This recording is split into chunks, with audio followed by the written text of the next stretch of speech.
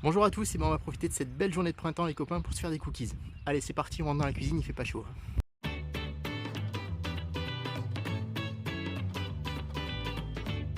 Il nous faudra un petit peu de beurre, du beurre salé si vous en avez, sinon vous rajoutez un petit peu de sel, un œuf, de la farine, quelques noisettes, ça c'est facultatif, ça peut être des noix de macadamia, de la maïzena, des pépites de chocolat, donc ça c'est pas du tout facultatif, hein.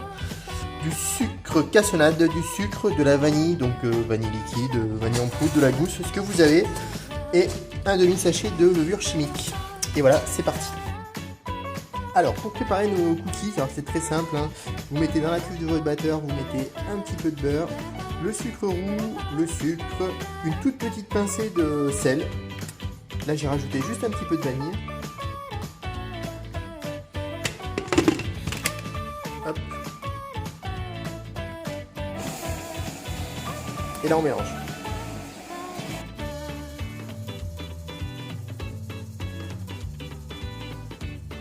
Donc on ajoute l'œuf tranquillement. Voilà, il faudra peut-être avec la cuillère peut-être mélanger un petit peu pour que ça soit plus facile de bien mélanger. Et on laisse tourner. Donc moi ce que je fais toujours c'est que je mets 2 ou 3 cuillères de lait pour que l'appareil soit un peu plus moelleux aussi. Ensuite vous ajoutez votre petite levure chimique. Il va falloir les poudres. Donc la farine, la maïzena et on mélange à nouveau. Donc là vous pouvez ajouter les noisettes délicatement, les pépites de chocolat. Donc là on a mis des petites pépites, hein, ça peut être des gros blocs maintenant, vous savez on peut directement les concasser pour avoir un cookie hyper moelleux, hyper croquant et hyper fondant avec ces grosses pépites quand ça sort du four. Donc pour les cuire, moi je les mets directement sur la plaque avec 2 cuillères, puisque ça fait des gros cookies. Donc bon, pour la forme on s'embête pas trop, de toute façon voilà, vous les posez juste un peu comme une quenelle, tout simplement.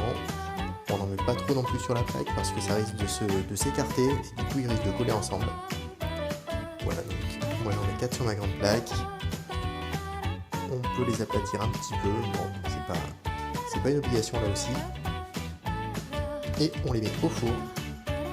Alors 175, 165, ça dépend de votre four et ça va durer une petite dizaine de minutes. Donc on les sort quand le tour a commencé à colorer et que le centre est à peine pris, ça c'est très important. Donc voilà, on va les laisser refroidir un petit peu, retourner voir s'ils sont même un petit peu cuits.